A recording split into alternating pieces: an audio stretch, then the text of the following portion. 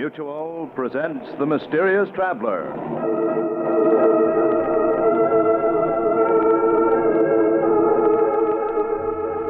This is The Mysterious Traveler, inviting you to join me on another journey into the realm of the strange and the terrifying. I hope you will enjoy the trip, that it will thrill you a little and chill you a little. So settle back, get a good grip on your nerves, and be comfortable. If you can. What is our story tonight? Why, tonight we're going to see what happens when an honest man yields to temptation and descends into the murky depths of murder and despair. It's the story I call Dark Destiny.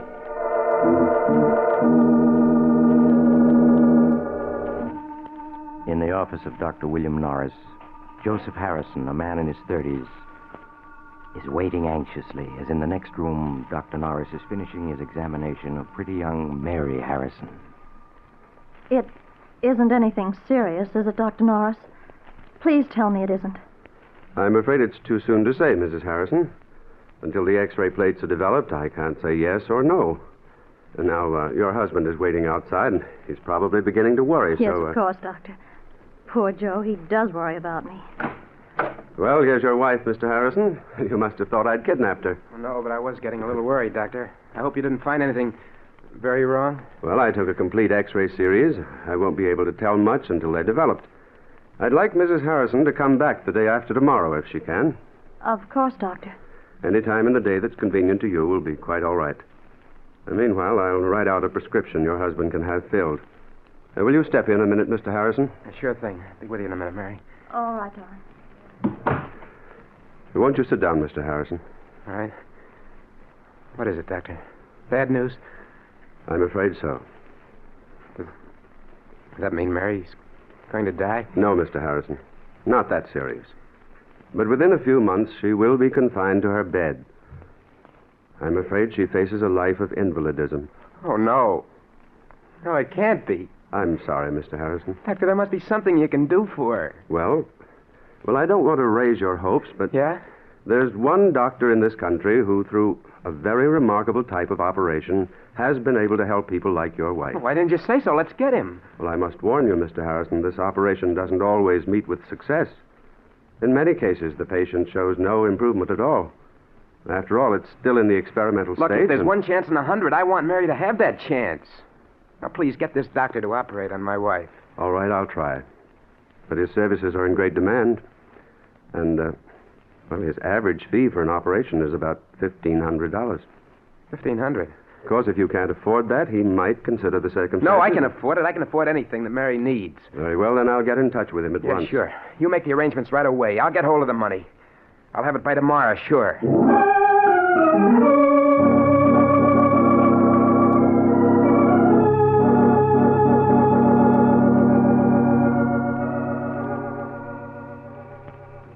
Darling, help me off with my coat, will you? Oh, sure.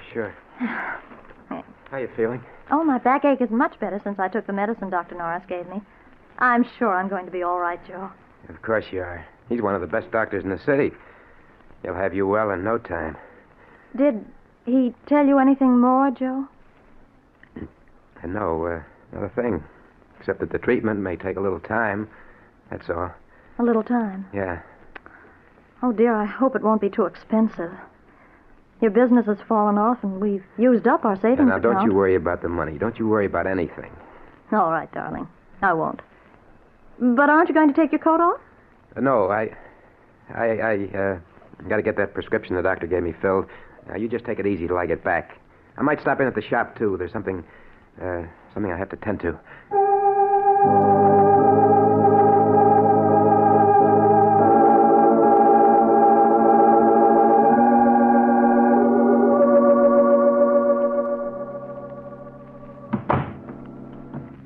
The Danvers, I'm Joe Harrison. Oh, yes, Mr. Harrison.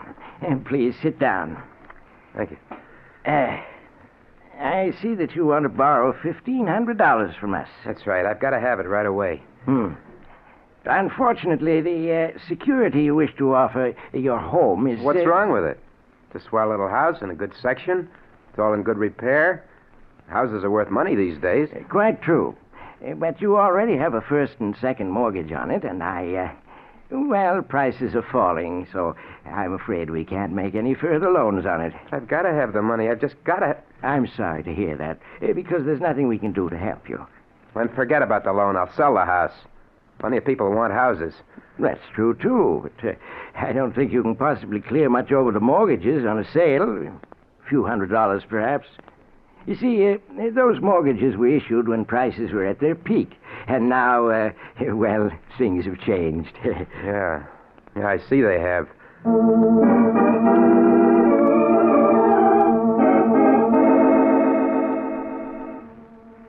You say you're not employed, Mr. Harrison. No, I own a shop. You see, I'm a locksmith. That means you're never certain of your income. Now, if you had a job, a regular income that could be depended upon... What are you getting at? You mean you're not going to let me have the money? I'm afraid I can't, Mr. Harrison.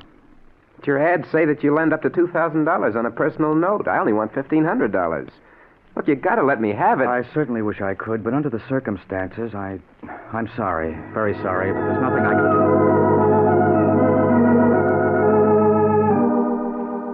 I'm afraid the collateral you suggest isn't satisfactory, Mr. Harrison. We'd lend you the money if we could, but we just can't. Sorry. But I've just got to have it. I've got to. Sorry. Do you hear me? I've got to have it. Sorry. Sorry. Sorry. Sorry. Sorry.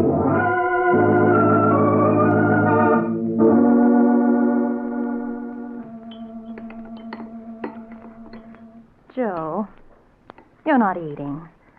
And you're so quiet. Is anything wrong? What? Oh. No, of course not. You're worrying about me, aren't you? No, Mary, of course not. I was just thinking about some changes at the shop. Darling, you don't have to lie to me. I know you're worrying. But I'm going to get better. Really, I am. I promise it. Sure you are. Sure. Dr. Norris said so. You're going to be well in no time. Well, I have to go out now. I have an appointment with Horace Latimer. You remember I told you about him? We grew up together. I may be pretty late, so don't wait up for me.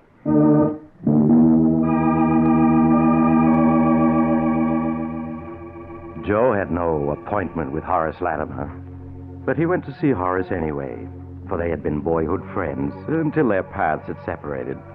Horace had grown rich, and Joe hoped desperately that Horace would lend him the money he had been trying to raise all day. A sum that would mean nothing at all to Horace. $1,500, that's rather a lot of money, Joe. I know it is, Horace, but it's for Mary. It's for an operation. I've got to have it. I see. Well, now, why don't you try the bank? You have a house, I business. have tried the bank, and a half a dozen loan companies. They all turned me down. They said my security wasn't good enough. Oh, I see. Oh, that's too bad. But you know, I don't quite understand why you came to me, Joe. Because we're friends, that's why. Because when we were boys, we agreed that each of us would always lend the other a helping hand if we could. Boys don't understand business very well, I'm afraid, Joe. Oh, I guess not. They don't understand business. They just understand friendship. You know, if I had the money, I'd lend it to you if you needed it. I don't doubt that at all, Joe, and you can bet I'd lend it to you if I had it. But that's the trouble. I haven't any ready cash. The income tax, you know, and, well, a couple of shaky investments that I'm trying to bolster up. All right, Horace. Never mind explaining. I get the idea. You're not going to lend me any money. Now, really, Joe, I would if I could, but I can't. I'm sorry. Save your sorrow for somebody who wants it. I don't need your money, you hear? I'll get it someplace else. I'll get it someplace. Somehow.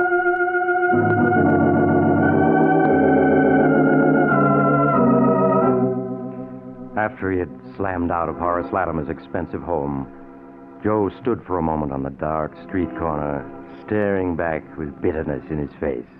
Yeah, you're sorry. I'll bet you are. What a sap I was to think you were a pal of mine. I should have known better. I should have known. Buddy? Huh? You speaking to me? Oh, no. Sorry, I guess I was just thinking out loud. That's okay. Hey, got a match? Match? Sure, yeah. Here you are. Thanks. Okay, hold it just like that. Make a move and I'll plug you. Gun. Why, you're... Yeah, this is a stick-up. Hand over your dough and make it fast, see? My dough? That's a hot one. I'm out trying to raise money, and so are you. Well, I only got $1 on me. Take that if you want it. Anyhow, it's more than I could raise. Don't try to kid me. Stand still while I see what you got in your pockets. Go ahead. Wallet. And a leather case of some kind. You'll find exactly $1 in that wallet. You made a mistake, I tell you. I don't live in this ritzy neighborhood. I just came here to try to borrow a little money. One measly buck. But I'll bet you got a roll hidden in this leather case. It's heavy enough. There's nothing in there but my emergency kit. Yeah, well, I'll see for myself. Hey, this kit is full of skeleton keys and pick locks and stuff. What are you, anyway, a second-story worker? I'm a locksmith and a safe repairman, if it's anything to you. Oh, yeah? Yeah. Now, how about taking that $1 and letting me go on my way? I'm in a hurry. Not so fast, pal. Were you leveling just now when you said you were trying to raise dough? Sure I was. I got to have $1,500 by tomorrow. And what's it to you? You'd be surprised, pal. Okay, I'm putting the gun away, but you ain't leaving yet. Why not? Because me and you are going to talk business. I got a plan that'll get us both all the dough we need.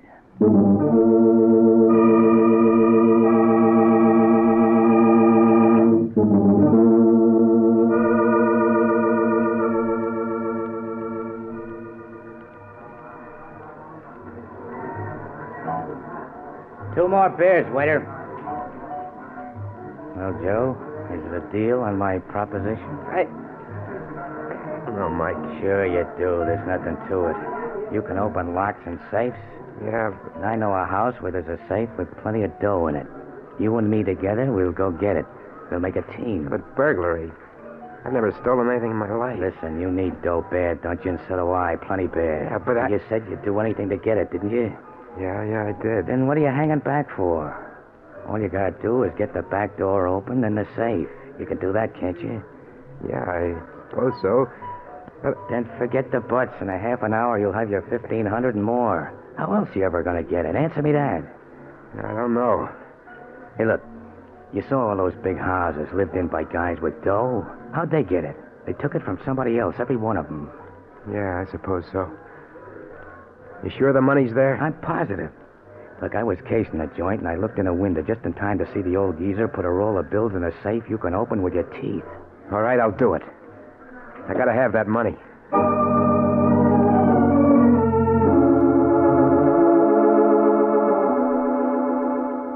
And so, half an hour later, Joe and his newfound acquaintance stood in the shadows of the rear entrance of an imposing brick house, listening intently. Not a sound anyplace. Good thing there's no dogs around. 1 o'clock. Everybody's hit the hay long ago. This'll be a cinch. That lock looks easy enough. I shouldn't be doing this. Must be some other way to get the money. Don't be a sucker all your life. You gotta take what you want in this world. Go on, get the door open. Gotta get inside before we're spotted. Well, all right. It'll only take a second, I think. Yeah, it's coming. There, it's unlocked. Let's get inside. Come on. There. Good. We're in, and nobody spotted us. The safe's in the library this way. Don't make any noise. You sure there's only the two of them in the house? Yeah. The old guy and his butler. Probably both deaf as posts. Here we are. Here's the library door. Come on in. The safe's behind a picture on this wall. That picture there? Yeah, that's the one. Now lift it down. There you are. There's the safe. Just a kid's toy. Kid's toy, nothing. That baby's tough. Well, you can open it, can't you? Yeah, but it'll take at least a half an hour. Well, get going. We can't stay here all night.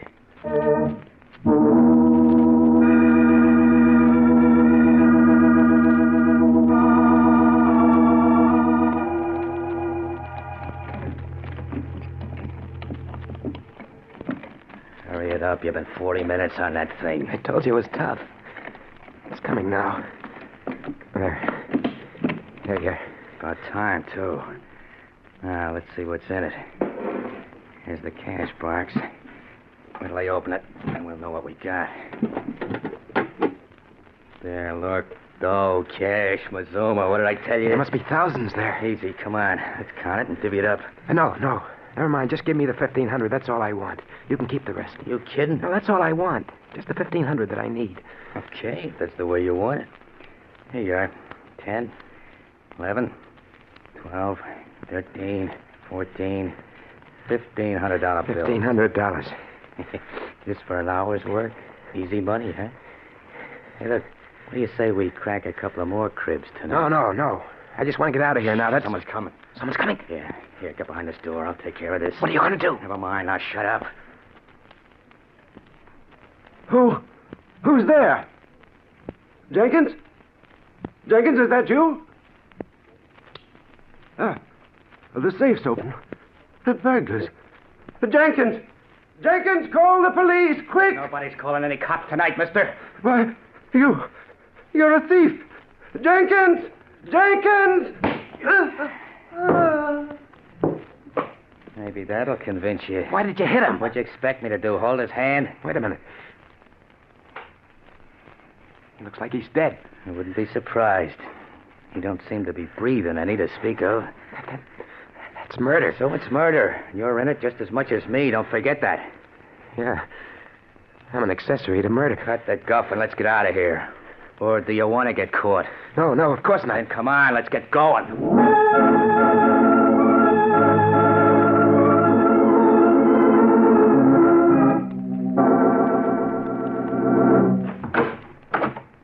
Okay, here we are.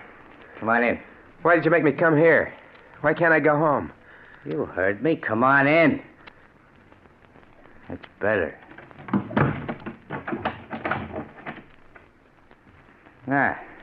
Take off your hat and stay a while. Well, I can't stay, Mike. My wife, she'll be worrying. I got to go home to her. You've got worse things than your wife to worry about, pal. What do you mean? I mean the cops. Or have you forgotten you're wanted for murder? No, I haven't forgotten. I'll never be able to forget. Why did you kill him? Why? So we wouldn't have to go to jail. Would you rather have gone to jail, Joe? No, of course not. Yes, I would. I'm all mixed up. How did I get into this anyway? You needed dough. That's how you got into this, and you got it. So cut out the sob stuff. We're in the clear. Nobody got a peep at it. Why won't you let me go home? Why do you make me come to your room here? 2 reasons. The first is I want to make sure you know what it'll mean if you let anything slip. I know. You don't have to tell me. I won't let anything slip. If I thought you might, I'd slit your throat right now. I won't, I tell you. I have to live. For my wife's sake. Okay. And the second reason you're here is so you and me can have a little talk. Talk? What kind of a talk? Joe, I like the way you got that door and that safe open tonight. You and me got a future together. I don't know what you mean. Oh, yes, you do. As soon as the heat's off, we're going to do another little job together. Oh, no. No, I won't. I won't. Yes, you will. I tell you I won't. You can't make me. Oh, yes, I can. Because if you don't, I can always send a little note to the cops telling them it's you they want for that killing tonight. You wouldn't do that. They'd get you, too. I'd be a long ways away by then, but you can't get away. You got a business here and a sick wife. You couldn't leave them. Well, now you see why you're going to do what I say. You dirty... You... No, don't say it. You don't think you can pull a job and then go on as if nothing had happened to you. You're mixed up in murder. And somebody's always got to pay for murder. One way or another. I only did it for Mary's sake. Don't matter why you did it. You're in it now and you can't get out. Not without paying in some way.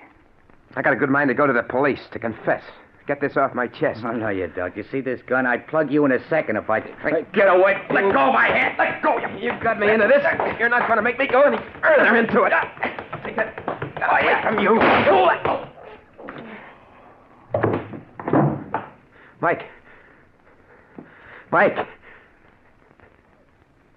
He's dead. He's dead. He tried to shoot me and shot himself. I gotta get away from here. I gotta get back to Mary.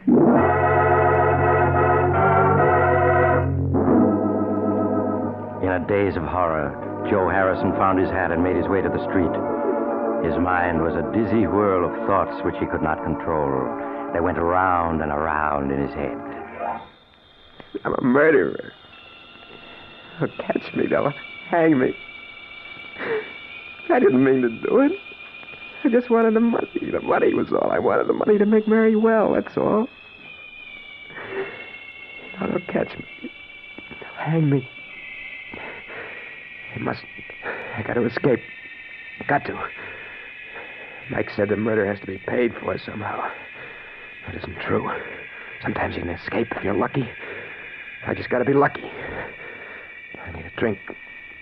Got to have a drink before I go crazy. So Joe Harrison stumbled into a tiny bar on a dark street. Struggling to control his shaking hands and to keep his voice normal, he ordered a double rye and gulped it down. Then, as his senses cleared a little, he heard the radio at the end of the bar broadcasting a warning to the city. The police department is asking you to be on the lookout for the following man. Wanted for the brutal murder committed in Gramercy Park section 2 hours ago. Please make a note of the following description given by the victim before he died. The description follows. Hey, look, buddy, what's the idea? What'd you shut the radio off for? Answer me, what'd you do it for? Because I was sick of listening to it, that's why. Oh, is that so? Well, I'm not, see? And I got an idea maybe there was some other reason you didn't want to hear it. So I'm going to turn it on again. No, you mustn't. Well, I'm going to. And if you want to make a try for a break, I got a gun right here under the bar, you see? Now let's hear what the killer looked like. I repeat, be on the lookout for a man of medium height, lean and wiry, with reddish-brown hair. If you see such a man, report at once to headquarters. We now turn you back to our regular night program of popular dance tunes. Lean and wiry with reddish-brown hair, huh? Well, that ain't you. You're kind of heavy-set and black-haired. For a minute there, you had me going. I was positive you was the killer, the way you didn't want me to hear the description. Just jumpy, huh? Yeah. Well, here, have another drink on the house, huh? Oh, thanks. I gotta go home. I need some sleep. Yeah, that's what I need. Some sleep.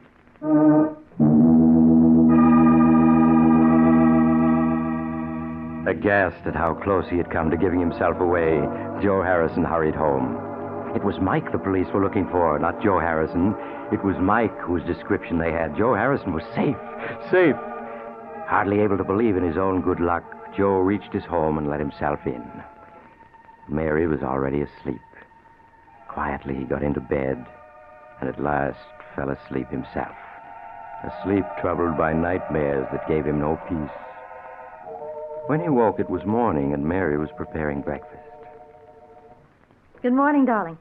What time did you get home anyway? I waited up for you almost till 2. I was pretty late. I stopped at the shop and did a little work. Forgot to watch the time. And this morning you looked terrible. I know. You're worrying. About me. But you mustn't, darling. I'm going to be all right. Really, I am. Of course you are. I'm going to see to that. What do you think? Dr. Norris called up last night. He wanted to talk to you. He said he had good news for you. Good news? Mm-hmm. But he wouldn't tell me what it was. I don't know why. He asked for you to stop in at his office this morning. Yeah, I think I know what it is. Yeah, sure. I'll go right over and see him. Oh, but, darling, you're going to eat breakfast first, aren't you? No, I'll eat when I get back. I want to see the doctor first. Anyway, I'm not very hungry. All right, Joe. But please hurry back. I want to know what the doctor says. Yeah, sure, Mary. I'll be right back. But everything's okay now. Everything's okay.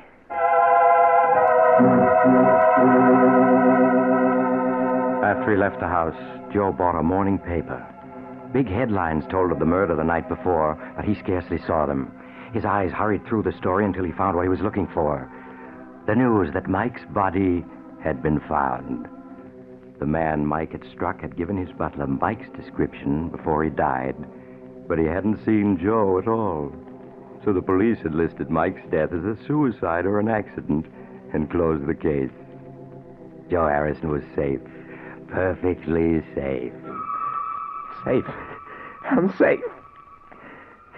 Sometimes you can get away with murder, not have to pay anything. If you're lucky. And I've been lucky.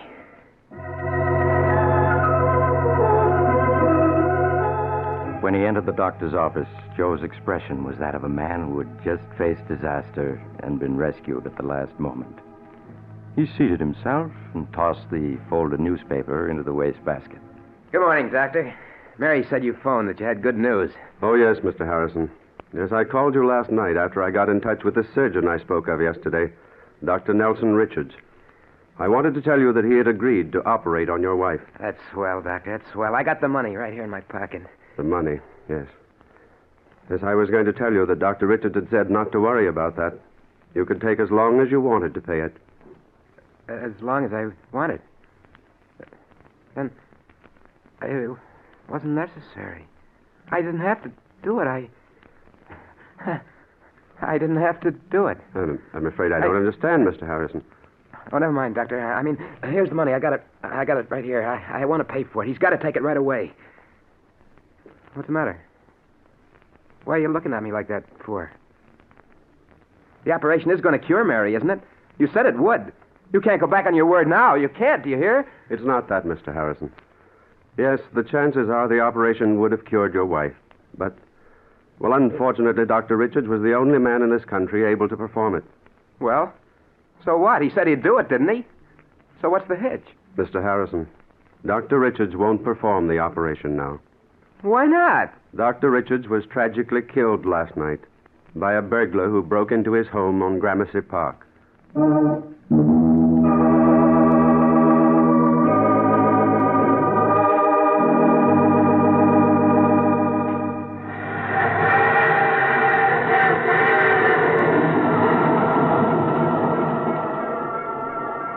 This is the mysterious traveler again. Fate plays strange jokes sometimes, doesn't she? Poor Joe Harrison. He forgot that good can never come out of evil, and that crime must always be paid for by someone. If only he hadn't let himself be tempted. But he did. What became of him? Why, he devoted himself to taking care of his invalid wife, Mary. But his deed continued to weigh on his mind. And when she died several years later, he confessed everything to the police. I do hope his experience is proof that crime really doesn't pay. I always say... Oh, you have to get off here. I'm sorry. But I'm sure we'll meet again. I take this same train every week at this time.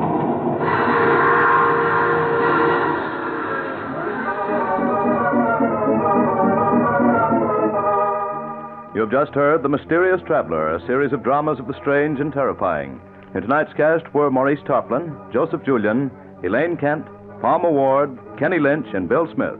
Original music was played by Charles Paul. The Mysterious Traveler is written, produced, and directed by Rob Arthur and David Kogan. Listen next week to a tale titled Flight from Fear. Another strange and shivery tale of The Mysterious Traveler. The Mysterious Traveler has come to you from our New York studios. Carl Caruso speaking. This is the Mutual Broadcasting System.